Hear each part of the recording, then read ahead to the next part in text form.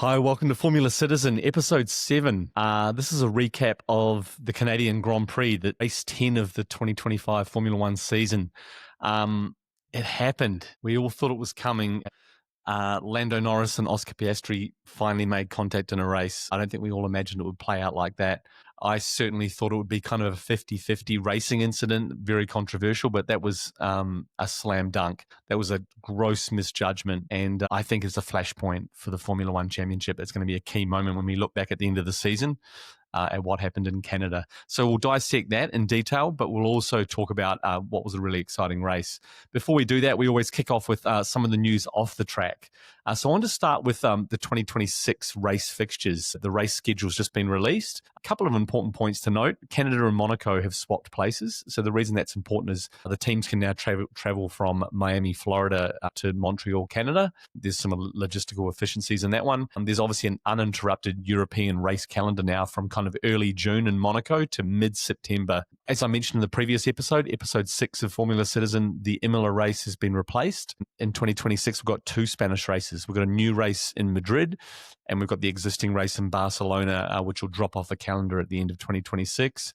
And really sad to see that Zandvoort in the Netherlands will drop off the calendar at the end of 2026 as well. So we'll say goodbye to that track. I spent a bit of time on my Formula One racing sim, and love driving Zandvoort. It's one of my favorite tracks. So sad to see that leaving the calendar. There's also this rotation policy that's been put in place. So an example of that is Spa in Belgium, regarded as one of the greatest tracks in the world, has a 6-year contract from 2026, but it'll only host 4 races during that time in 2026, 27, 29, and 31. So I think we'll start to see more of this rotation policy with certain tracks. One, it's more affordable for the host promoter. Secondly, just it provides a little bit more variety. And I mean, the tracks are important, right? Because at the end of the day, that delivers great racing, which ultimately delivers a great entertainment product. So it's important they get that mix right. Other key prospects for future races, they're still looking at Thailand. They're hoping to host a race in Bangkok, which would be really exciting. And Formula One's obviously very motivated to deliver a race in Africa. So they're looking at a number of venues in Rwanda, Cape Town, Army, and potentially a project in Morocco, in the coastal city of Tangier, which would be super exciting. I love the fact that Formula One doesn't rest on its laurels. It keeps pushing the boundaries of what's possible, and it truly is a global sport. So that's really exciting. Another point I wanted to note around the FIA, this has been a constant narrative for me throughout the course of the season. Over the last few days, the FIA announced the suspension of their main race steward, Derek Warwick, who'd made some ill-advised comments about drivers in the media. There's a couple of high-profile figures within Formula One that have spoken out against that decision. But more importantly, in the last few days, there's been a decision taken to restructure the organisation, and it's meant the redundancy or termination of Sarah Mariana, who was the head of sustainability, diversity and inclusion. And for me, from a corporate perspective, structure follows strategy, right? So when you are restructuring an organization and letting your head of sustainability, diversity and inclusion go, and you're not replacing that role, it makes a significant statement about your strategic intent. Sarah made some comments in the media following her departure from the FIA. There is a life outside the FIA, a life where talent and dedication are awarded, where women in leadership positions can thrive, feel valued and respected. So we don't need to read between the lines on that one in terms of what happened. This is part of a much bigger storyline around the direction that the FIA is going in terms of governance. At the end of the day, this is important. This is a fight for the future control of global motorsport. It's a big deal. Austria's National Motoring Club filed a letter to the FIA World Council before their General Assembly in Macau last week, denouncing the proposed amendments. The concern is that it kind of taking away some transparency and, I guess, competence around governance, and in particular the checks and balances that you'd expect in an organisation of this scale. The vote was 84% for and 16% against the amendments. Clearly a really strong alliance building behind the leadership. An FIA spokesperson described it as a resounding majority. Based on the decision that was taken the other day, there is some rumoured legal challenges to follow, so we'll keep a watching brief on that storyline as it continues to evolve. The other really interesting piece that's just taken place over the last few days is the official launch of the world premiere of the F1 movie. For Formula One to spend decades trying to penetrate America, trying to penetrate that global sports market in America, and struggle to suddenly shut down New York City for the day and have a red carpet event was incredible to watch. Some amazing content. and I cannot wait to see the movie when it hits the theatres. All right, let's get on to the race. Plenty to discuss. Before we started the race weekend, there was media day on Thursday. There's a chance to reflect on, I guess, Max's penalty from the previous race in Barcelona. Really interesting comment that Oscar Piastri made in his post-race briefing, where he just made this comment. I thought it summed up nicely his thoughts on last weekend's events. He said it's better to finish the race than prove a point.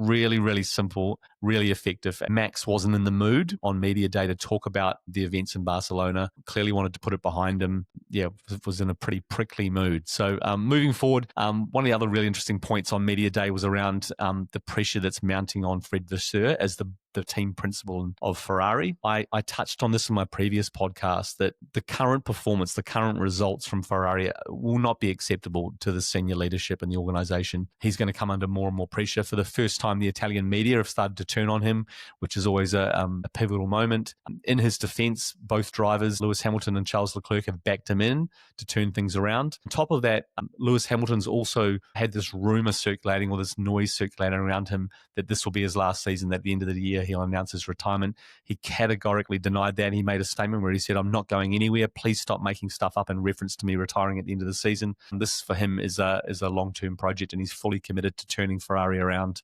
The other really interesting piece for me that I want to touch on, and we'll continue to talk about it over the next few weeks, is some of the leadership within these teams. Christian Horner has been reproach made by Ferrari for him to leave Red Bull. He's also been a bit quiet on this Alpine opportunity, potentially taking an ownership stake in another team and departing Red Bull to head up the Alpine project. Interesting, in the middle of a season when you're about to move to a new rig change in 2026, that you could see some potential leadership changes of these organizations, bearing in mind that these guys are carrying IP. And if there's any moves to be made, those moves will be made soon. I would imagine that heading into the summer break, we may see some changes in that space. All right, free practice 1 and 2 on Friday. Probably the key moment was Charles Leclerc's crash. It didn't look like a major accident, but it had a really significant impact on the car and the repairs that were required, and it meant that he missed FP2. Now, the Ferrari had good pace throughout the weekend, but that lost track time for him on Friday really impacted his race weekend. Lance Stroll had a crash on Friday as well. Nothing new there. Moving on to qualifying, the Mercedes. I think I quoted George Russell in a previous episode of Formula Citizen where he talked about the fact that every time it was cold, that the car just performed really, really well. It was cooler conditions in Canada, and the car was quick. We don't know whether it's related to the environment, the track conditions, or whether they've taken a step. They were P1 and P4. Oscar Piastri, for him, very much damage limitation. Qualified P3, could have been a lot worse, was kind of off the pace in the early periods of qualifying and managed to turn it around. Oscar also made a comment over the course of the weekend in terms of struggling at this track and struggling with the car setup, which I think, again, speaks to his ability to cope with pressure and his ability to cope with being the championship leader. And he just made a comment where he said, "I don't mind being the hunted. It usually means you're doing something right." And I thought that was really interesting, that the expectation sits comfortably on his shoulders. And he has been leading the World Championship since Miami. So he's been carrying that lead for a number of races now and seems to be coping just fine. Lewis Hamilton, P5. Again, that Ferrari had pace. I just want to make a note for Fernando Alonso, age 44. Qualifies P6 in an Aston Martin. He's still got it. So that was really exciting. Notable performances from Isaac Hadjar. I feel like I'm just repeating myself when I keep saying this. This guy is the best rookie in the field. Qualified P9. That's his 4th straight race where he's qualified in the top 10. Clearly a talent, and I believe we'll see him in the Red Bull before the end of the season. As I touched on earlier, the big news around this race was Lando Norris. I know we continue to talk about it, but we need to drill down into his performance. He's under pressure. He qualified P7 despite looking good all weekend. When he has to put together the lap in that final part of qualifying, he's struggling. And his comments were, "I just pushed too hard, too many mistakes. I just didn't put it together when I needed to." So again, a really common theme there in terms of his performance. He's clearly overdriving the car. He's even now starting to receive coaching from his race engineer. Will Joseph made some comments where he said, "It's not the time on the brakes, it's the race line." They're trying to coach this guy, an elite Formula One driver. So they're clearly frustrated that he's unable to execute in key moments and when he's under pressure. I also want to make a note of Franco Colapinto, his best qualifying result, 11 for him and ahead of his teammate, which was timely. Carlos Sainz was impeded in qualifying, which impacted his performance. Alex Albon, P10, again, having a wonderful season. I want to make a note of this one. Yuki Tsunoda, P20. That's the second race in a row that he's qualified at the back of the grid in a Red Bull. The last time that happened was when Liam Lawson qualified P20 two races in a row, and guess what happened to him? Yeah, he got demoted to the B team. I don't think we're going to see that happen to Yuki Tsunoda. Moving on. George Russell. He is having a wonderful season. He's out of contract at the end of the season. Can't see that being the case for much longer. Qualified on pole position, got out of the car, incredibly confident, understood that Max was next to him on the front row of the grid, was already instantly playing mind games with him, made a comment where he said, I've got points to play with in terms of turn one and willing to be a bit more aggressive. So just getting in Max's head, I really like that. I love seeing that a driver like George with his talent is prepared to take Max on outside of the car. So that was really, really exciting to watch. Fast forward to the race. George controlled the race. There's nothing to talk about there. Was in control throughout, with the exception of the safety car restart where he had to kind of keep a close watch on a couple of cars behind him, tried to balk Max Verstappen, which resulted in a protest after the race. Again, just a bit of gamesmanship there, but again, we love that. We love seeing that between two really competitive beasts in Max and George. A couple of comments from Oscar around the race. He said after the race, for me, this weekend wasn't good enough and it's far too early to think that I'm in a comfortable position and there is a long way to go in the season. I sensed that he was more concerned with the result in so much that the McLaren just wasn't the fastest car. The Mercedes and Red Bull were clearly quicker. And I think he's concerned, I've said this in the last podcast, he's concerned that the gap between himself and Max is not insurmountable if they don't continue to develop that car. So I thought that was really interesting, despite the fact that he increased his lead in the championship against his teammate by 12 points. He still was clearly concerned around the performance of the car. I want to talk about Lando. The race incident can be looked at in isolation, but I believe this started on Thursday at the media day when he made the comment that he said it was inevitable or just a matter of time before him and Oscar came to blows. Words play out as actions. That's the mindset. Then look what happened 3 days later on race day. Saturday, makes some mistakes in qualifying, sets himself back, is in P7. Clearly an element of frustration there. Works his way through the race, and with 3 laps to go, finds himself trying to mount an overtake. In fact, Lando's made a quote, there's going for a good move like I did at the hairpin, and then there's doing a stupid move. I don't think the move on the hairpin was a good move. Just to be clear, he outbraked himself. Oscar saw it coming and arranged a switchback and then put himself on the inside line. To see the two of them just going down the straight, wheel to wheel, was exhilarating. We've all been waiting for that moment. We all understood that Oscar was going to be a little bit ruthless in terms of outbraking him. Lando was smart enough to see the slingshot opportunity to take a different line of the chicane. And the biggest piece here around Oscar's racecraft is being aggressive in defense. I think he does that very, very well. And that's racecraft, right? Aggressive defense. That might be the name of this podcast episode. I think that's really apt. He puts his car in the right place just to apply pressure. He didn't immediately close the door on Lando. He left it open. He invited Lando into that space to put his car there and then slowly closed it. If he immediately closes that space, Lando can switch back the other side and then into turn one and turn two, he's got the inside line.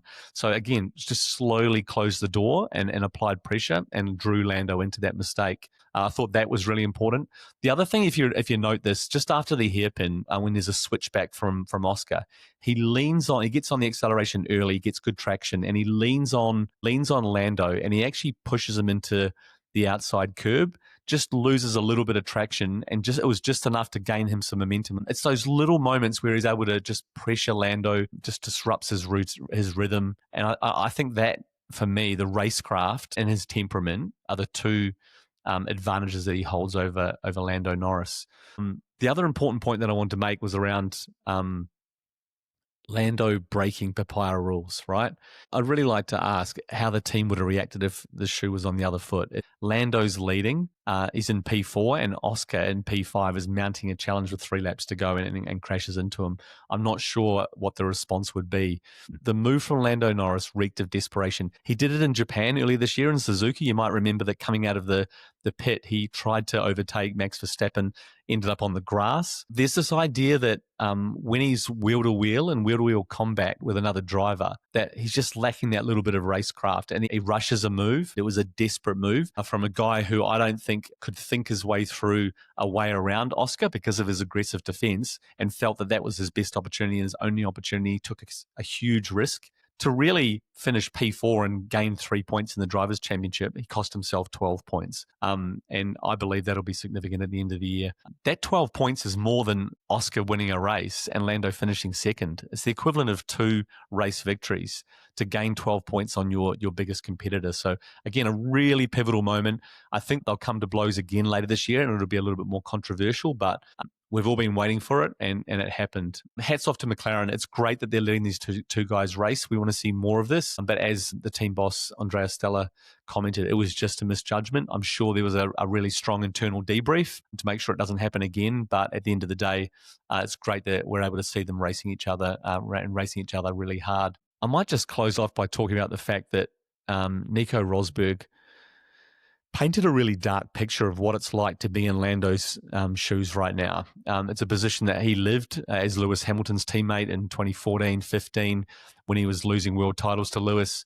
He talked about the trauma of not meeting your expectations. This idea that Lando has always been incredibly quick, has always been the team leader at McLaren, and has won races and built the team around him to a point where his younger teammate, his more inexperienced teammate, in a season when the championship's on the line and they have the fastest car, is unable to deliver. And Nico Rosberg talked about the fact that the pressure when you are the favourite, and he put that target on his back at the start of the year, right? The fastest driver and the fastest car, the favourite to win the world title. And that pressure, Nico Rosberg described it as 10x. It's 10 times higher. The world's looking on, and there's this expectation. He talked about the kind of trauma and the dark mindset that's created, the repetition around the failures at the moment that we're starting to see, and trying to dig yourself out of that. I thought he'd taken a turn in Monaco a couple of weeks ago with his performance, but again, we've seen more errors and more mistakes in qualifying and races.